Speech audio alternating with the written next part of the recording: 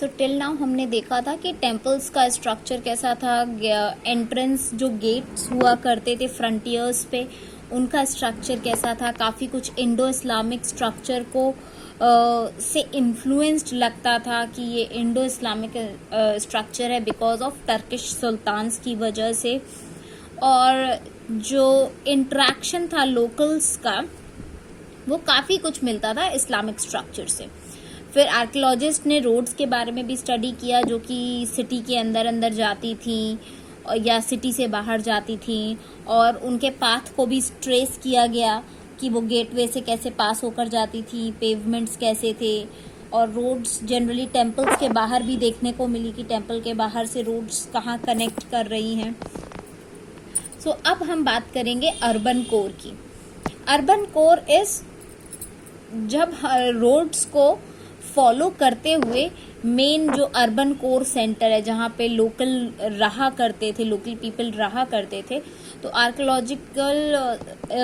Archaeologist को कोई ऐसे एविडेंस नहीं मिले ऑर्डिनरी हाउसेस वाले या ऑर्डिनरी लोगों के हाउसेस के कोई एविडेंसेस एज सच नहीं मिले। बट आर्कियोलॉजिस्ट को वहाँ पर ये इस तरीके के जो पोर्सेलियन चाइनीज पोर्सेलियन मटेरियल ज़रूर मिला है।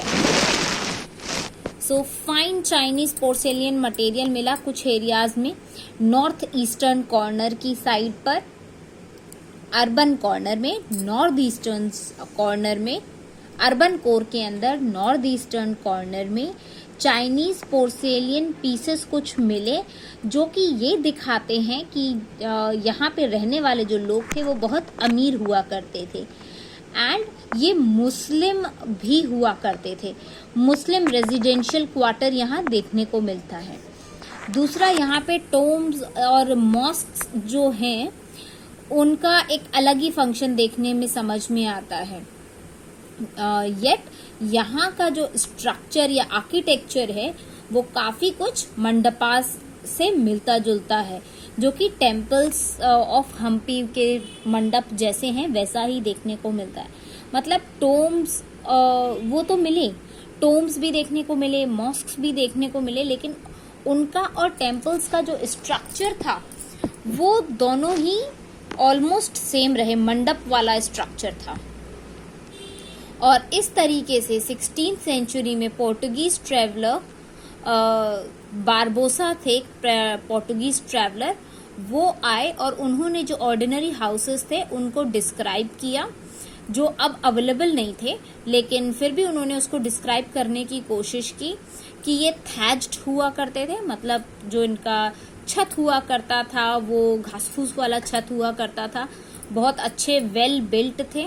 So you can see it over here, ये थैच्ड थे, वेल बिल्ट हाउसेस थे, और ये अपनी ऑक्यूपेशंस के अकॉर्डिंग अरेंज होते थे कि मतलब अमीर वाले का घर ज़्यादा अच्छा होगा, आगे होगा, और ये स्ट्रीट्स के साइड में बने होते थे, इनमें ओपन प्लेसेस भी होती थी। ऐसा नहीं था कि एकदम घुसे घुसे सटे हुए से घर हो, तो इन घरों में ओपन प्लेसेस भी होती थी, और ये घर अकॉर्डिंग टू द उनका जो ऑक्यूपेशन था उसके अकॉर्डिंग बनाए जाते थे।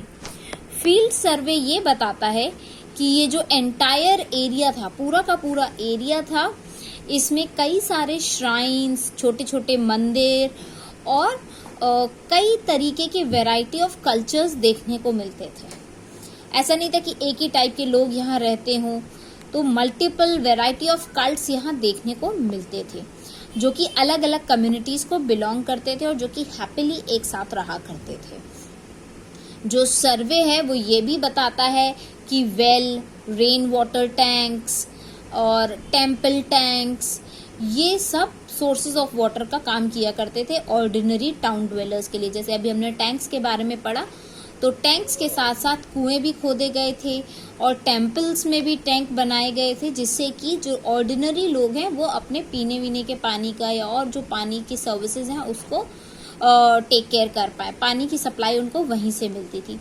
जैसे अब ये देख सकते हैं, ये एक मॉस्क का स्ट्रक्चर है, this is the structure of मंडप। सो ये एक मॉस्क बनी हुई है विजयनगर में, उसका पिक्चर है। इसके बाद हम आते हैं, तो अभी हमने पहला पढ़ा अर्बन कोर, अब हम पढ़ रहे हैं रॉयल सेंटर। तो रॉयल सेंटर जो था वो साउथ वेस्टर्न पार्ट में था सेटलमेंट के। Urban centre was in north, ये था साउथ में। अब ये इसको कहा जरूर गया रॉयल सेंटर, लेकिन इसके अंदर 60 टेम्पल्स आते थे। अभी हमने अर्बन कोर में भी पढ़ा कि इसमें कई सारे छोटे छोटे मंदिर और श्राइन्स, टेम्पल्स और श्राइन्स आते थे। रॉयल सेंटर के अंदर 60 टेम्पल्स थे, और ये क्लियरली बताता है कि पैट्रनेज ऑफ टेम्पल्स या कल्चर्स चलता था, कि जिस रूलर का रूल रहा वहां पर उन्होंने अपने टाइप का एक टेम्पल वहां बनवा दिया, ताकि उनकी लिगेसी चलती रहे और अपनी अथॉरिटी दिखाने के लिए, या वो किन भगवानों को पूजते हैं, किस तरीके के श्राइन्स में बिलीव करते हैं, डिग्निटीज में बिलीव करते हैं, डीटीज में, सॉरी डिग्निटीज नहीं, डीटीज में बिलीव करते हैं। तो वो सब दिखाने के लिए वो अपने अपने टाइम का एक मंदिर वहां बनवा देते थे। तो वो एक लीगेसी लेजिटिमाइज करने के लिए रूलर्स अपने अपने टाइम के एक मंदिर वहां बनवाते चले जाते थे। और अराउंड 30 बिल्डिंग कॉम्प्लेक्सेस ऐसे देखे गए हैं जो कि पैलेस हैं। मतलब रॉयल सेंटर के अंदर 30 पैलेसेस हैं, 60 टेम्पल्स एंड 30 पैलेसेस। और ये अपने आप में बहुत बड़ा स्ट्रक्चर है।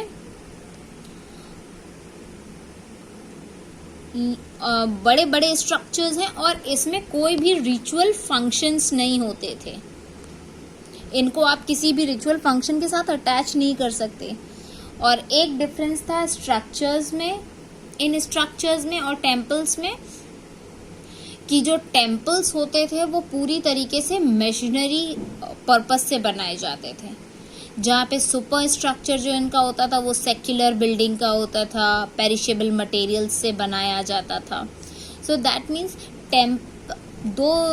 60 टेम्पल्स मिले, 30 पैलेसेस मिले। अब ये डिस्टिंग्विश कैसे किया जाए कि ये टेम्पल है और ये आपका पैलेस है। तो इस चीज में हुआ कि जो स्ट्रक्चर्स थे वो बहुत ज़्यादा बड़े पैलेसेस थे, वो बहुत ज़्यादा बड़े बड़े थे, लेकिन उनमें कोई रिचुअल चीज़ें नहीं की जाती थी। रिचुअल चीज़ें टेम्पल्स में की जाती थी, जिसके सबूत मिलते हैं। और जो टेम्पल्स थे वो काफ़ी बड़े स्ट्रक्चर में बने थे, और एकदम रिलीजियस बिल्डिंग टाइप उनको बनाया गया था पेरिशेबल मटेरियल्स के साथ। अब जो डोमिंगो पेज थे उन्होंने अ हाउस ऑफ विक्ट्री, ये जो सेक्शन है, डोमिंगो पेज ने ये भी बोला है वहाँ के ऑडियंस हॉल के बारे में, कि महानवमी दिब्बा जिसको बोलते हैं। तो जैसे जो 30 बड़े बड़े स्ट्रक्चर्स मिले हैं उसमें से one was the audience hall, जिसको महानवमी दिब्बा कहा गया है डोमिंगो पेज के द्वारा, और उसको वो हाउस ऑफ विक्ट्री भी बोल रहे हैं।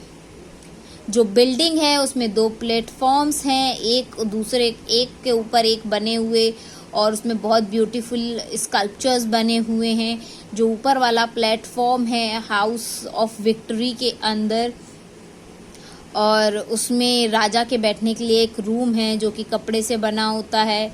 यहाँ पे एक आइडल जो होता, जहाँ पर एक आइडल का श्राइन होता है, और दूसरा वाला जो है वो मिडिल है। In the middle is placed a dais on which stands a throne of state, the crown and the royal anklet.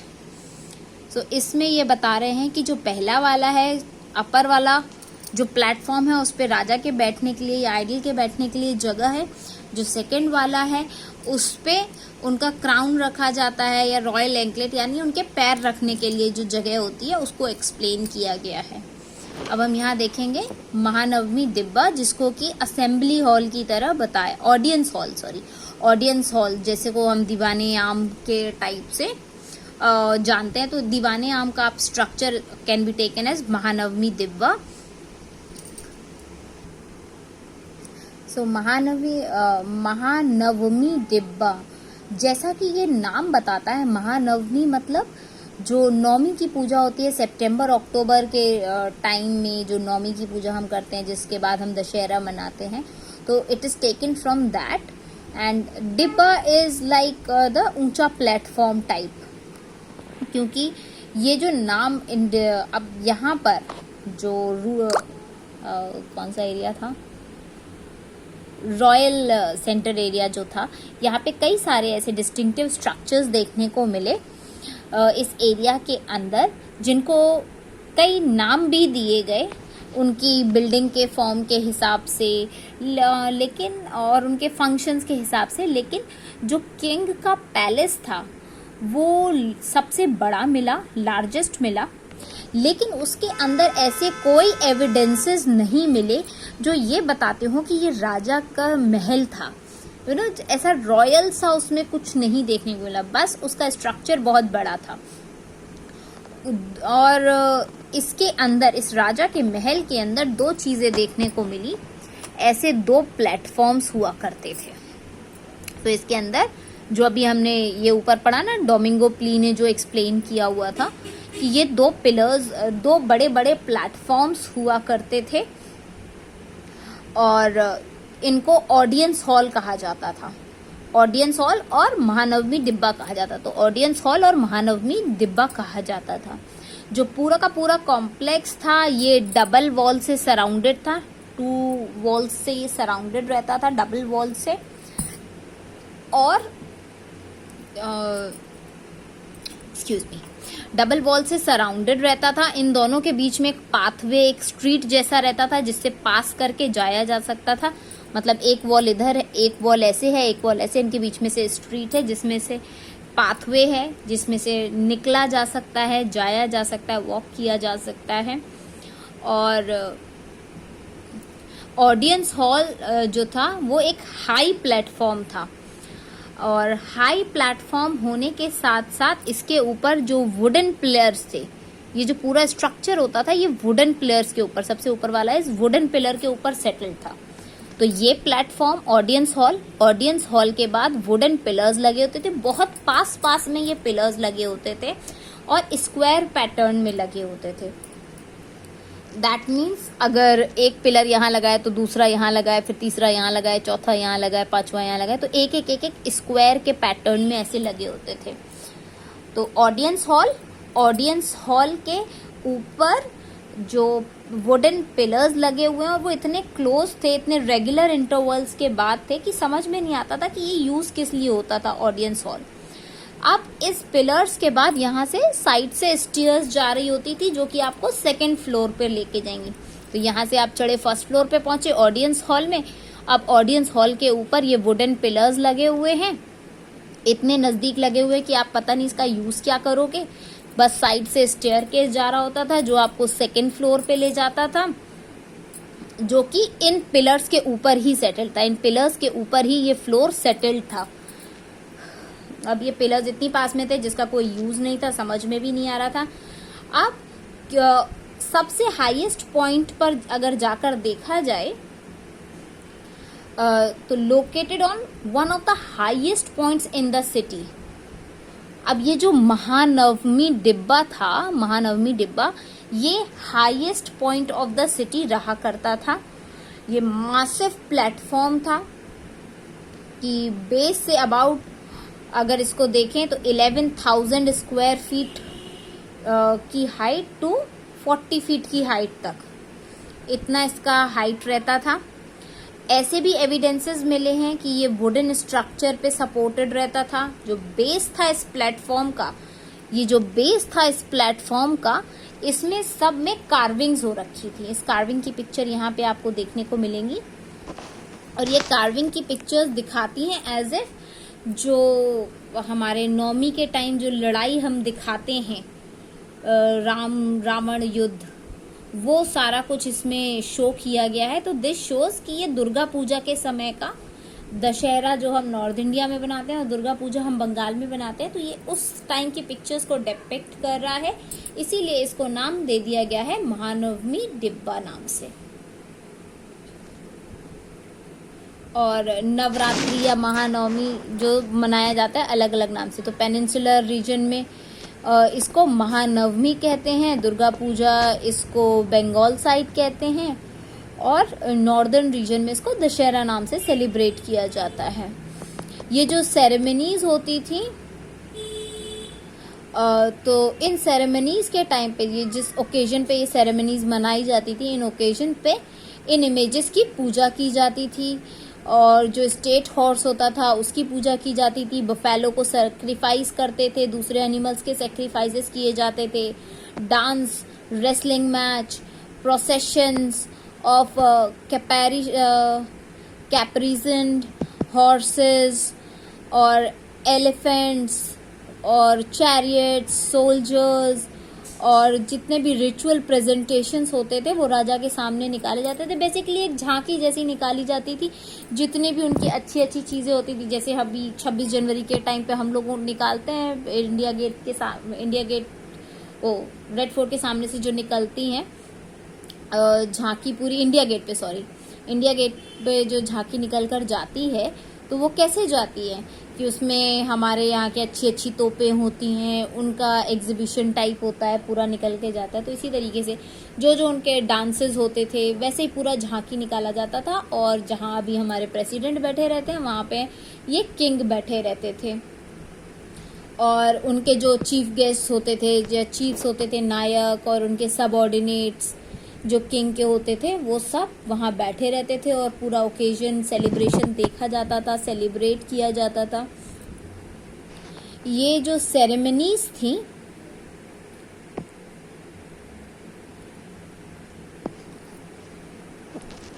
फिर ये 8-9 दिन तक सारा सेलिब्रेशन वगैरह चलता था। जो लास्ट डे होता था उस दिन जो किंग रहते थे, वो अभी हमने पढ़ा था ना, नायक लोग अपना अपना लैंड लेके चले जाते थे, अपना मतलब सेना लेके चले जाते थे, और फिर वहाँ साल में एक बार आते थे और किंग को गिफ्ट्स दिया करते थे।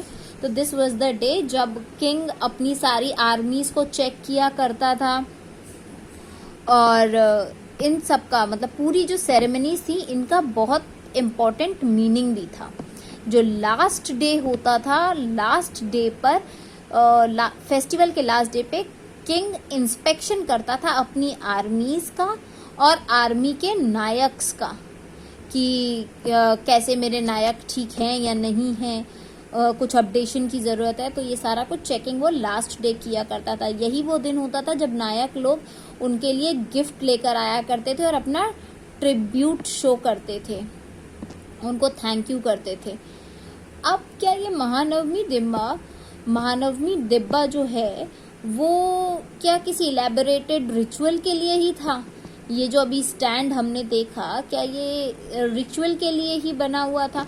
तो स्कॉलर्स इस चीज को एक्सप्लेन करते हैं कि जो स्पेस है, जो सराउंड किया गया है पूरा स्ट्रक्चर के आसपास का जो स्पेस है, दैट इज नॉट सफिशिएंट कि इतना बड़ा मतलब इतने सारे आदमी औरतें वहां इकट्ठा हो जाएं, इतने एनिमल्स इकट्ठा हो जाएं, आर्मीज इकट्ठी हो जाएं। तो ये जो स्पेस है इनफ नहीं है उनके लिए, और इसीलिए दूसरी जगहों के साथ साथ इस जगह को भी जो वो है एविडेंसेस, या ये कह लीजिए कि क्या यूजेज था इस जगह का, वो अभी तक एनिग्मा है, अभी भी मिस्टीरियस है।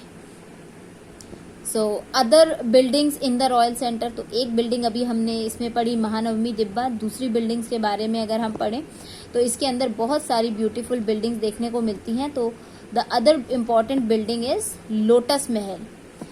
ये एक ब्रिटिश ट्रैवलर ने 19th सेंचुरी में इसको नाम दिया था लोटस टेम्पल का।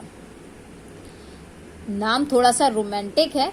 हिस्टोरियंस इस चीज के लिए श्योर नहीं है कि ये बिल्डिंग यूज किस लिए की जाती थी, लेकिन एक सजेशन है जो कि मैकेंजी ने जो एक मैप बनाया था वो ये बताता है कि ये जो स्ट्रक्चर है लोटस टेम्पल का, ये मे बी काउंसिल चैम्बर रहा होगा, जो कि एक अभी हम देखते हैं ना किलों में जो रहता है दीवाने आम दीवाने खास, तो जो महानवमी डिब्बा है उसको ऐसे लिया गया है कि शायद ये दीवाने आम रहता होगा, जहाँ पे कॉमन पीपल से मीटिंग होती है और जहाँ काउंसिल मेंबर्स के साथ मीटिंग करते होंगे, दैट इज लोटस टेम्पल।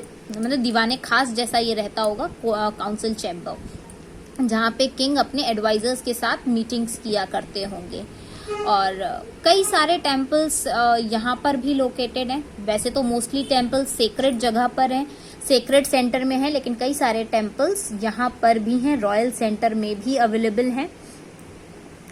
और इसके बाद जो एक बहुत स्पेक्टेक्युलर टेम्पल इसमें देखने को मिलता है, that is Hazara Ram temple. This Hazara Ram temple, ये बहुत भव्य मंदिर है यहाँ का। ये कहा जाता है कि यहाँ के राजा और उनके परिवार ही यूज करते थे बस। जो इमेजेस हैं इस सेंट्रल श्राइन की वो इतनी अवेलेबल नहीं है, मिसिंग है।